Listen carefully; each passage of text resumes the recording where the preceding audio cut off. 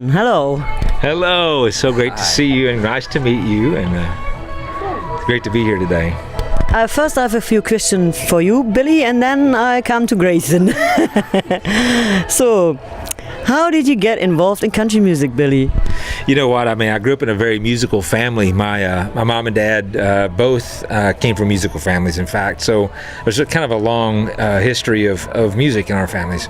And as a child, my parents exposed my brother and myself to a lot of great country music, you know, and it was Webb Pierce, George Jones, Lefty Frizzell, Carl Smith. The list goes on and on. A lot of great people, you know, that they exposed us to, and it was just something that stuck with me, you know, something I always loved, and so now, you flash forward a few years later, and that's still the kind of music that gives me goosebumps. You know, it's still the kind of the music that means something to me.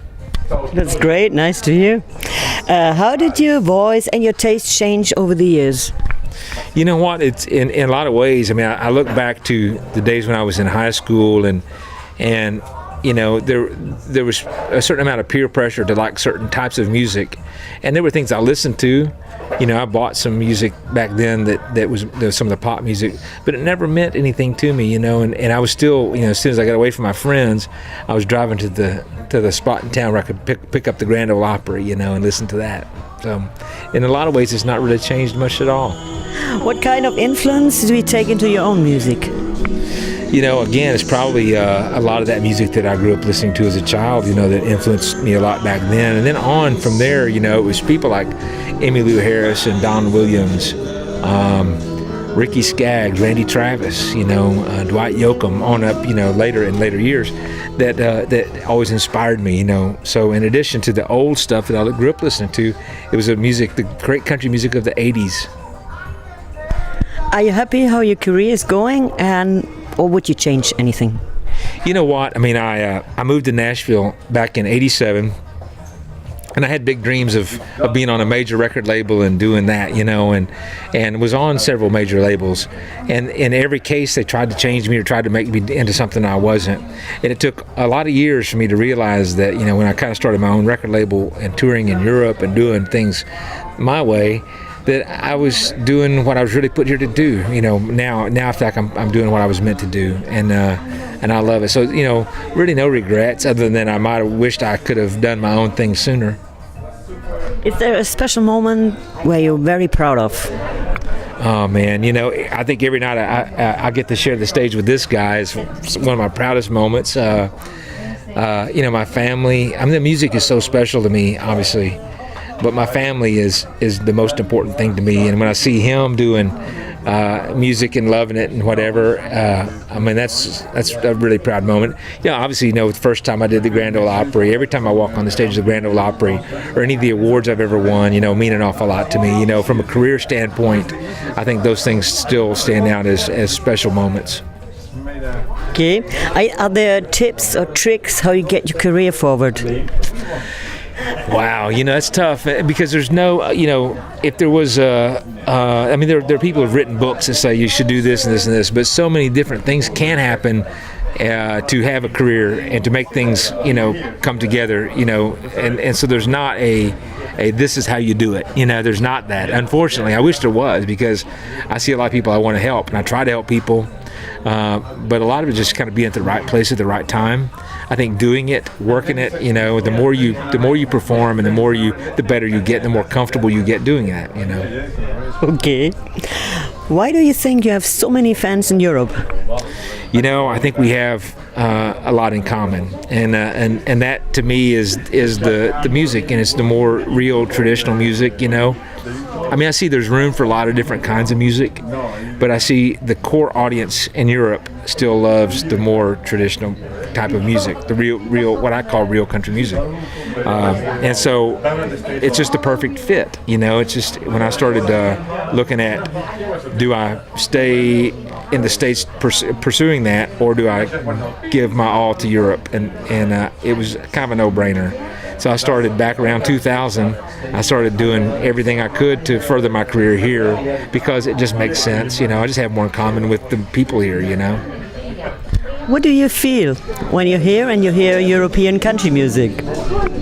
you know what? There's a lot of great country music, a lot of bands that kind of emulate that Nashville sound, and or sometimes maybe it's the Texas sound or that kind of thing, And there are a lot of people that and I laugh because I meet so many friends, I make so many friends in other bands here, in European country bands, and they're like, "Oh, we'll never be as good as the Americans." Like, no, trust me. I mean, everybody is emulating a sound, and that sound is something that was created for the most part in the 50s and 60s and 70s and whatever that is, And so we're all kind of in the same boat. I mean, maybe because of a dialect or that kind of thing, maybe the voice doesn't sound the same or whatever. Maybe there's that, but I hear a lot of great music, everywhere I go, and meet a lot of really talented musicians and singers, and so. Because you're born with country music, so that's the point, I think. Yeah, I think the fact that when you're kind of born into it and that's all you know, it becomes more a part of who you really are, as opposed to some people who maybe aren't born into it. I don't know. Are there plans of a tour in Europe, or is you are here only for a private visit? We have shows now. After this is our first show. We got in yesterday, and this is our first show of only 4 shows. But we're here for about 2.5 weeks, and so we have shows. After this, I go to Denmark and Switzerland, and then Norway. Okay, which musician would you like to work with? Oh wow, big fan of so many of the great the singers and musicians in the business, and probably, one of my heroes, in all honesty, is probably Dolly Parton. Dolly, the way she doesn't take herself serious, she's always had great success with her career, but I've seen her make mistakes. She's had TV shows that failed. She could laugh about it and go on. Never got too serious about herself. And I'm kind of the same way, And yet I think there's a real soulfulness in her voice. So I would love to one day maybe sing with her or do something with her. I've seen that you have a lot of fun when you're on stage. I do have a lot of fun, But music should be fun, and I think entertaining is fun if you let it be fun, and you just let take down the walls. And I think the most important thing for any entertainer to do is do it, connect with that audience, and not do it. And you're not doing it. You're not performing in front of a mirror. You're not practicing in front of a mirror holding a mic. You're not, let down the walls and just be who you are. Make the mistakes. Admit your mistakes. You're not trying to be something you're not. And I think, and that's been part of the key to my success here, is I just love the people, and they love you back, And it's really that simple. You have a kind of lucky charm or something before you get on stage? No, not really. I mean, I don't really. There's no ritual. There's no, a lot of times I will say a prayer before I go on, and just, I pray for myself. I pray for my audience, and I pray that that it works for all of us, But it's a very good thing to do. I would like to talk now to Grayson. Grayson, how are you doing since today? Oh man, I'm tired.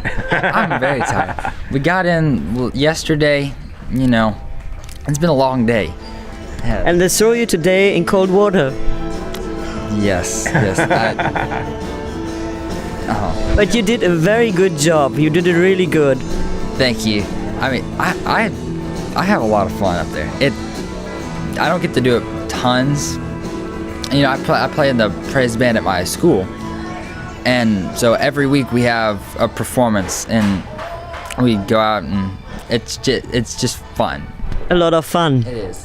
So, what do you think? Do you want to stay in country music, get in the steps of your father, or do something different?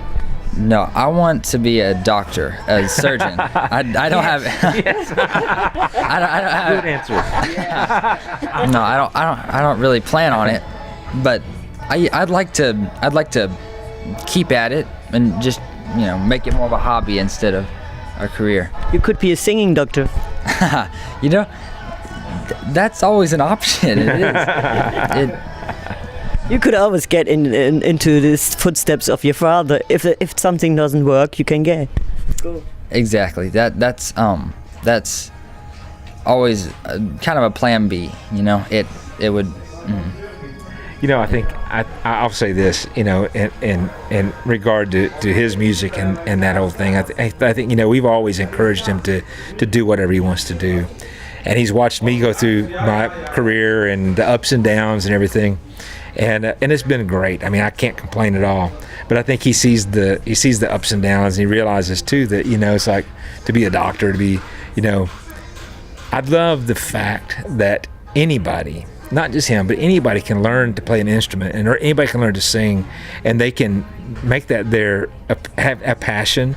Maybe it's not their career, because so many times it doesn't work out. Even if it is your passion, it's your heart's desire to be a famous musician, singer. Odds are it's not going to happen. You know, odds are it's going to be difficult. And so I think to have something else really to focus on is really smart. But I think the music should always be there. And I want to instill that in him. And I think, you know, to be able to walk in, if he is a doctor and he walks in and it's got a patient that's maybe struggling or whatever, to be able to go and say, you know what, I'm taking my guitar to work today, and sit down on somebody's deathbed and sing them a song that makes them feel, takes them away from their, you know, that's good medicine right there.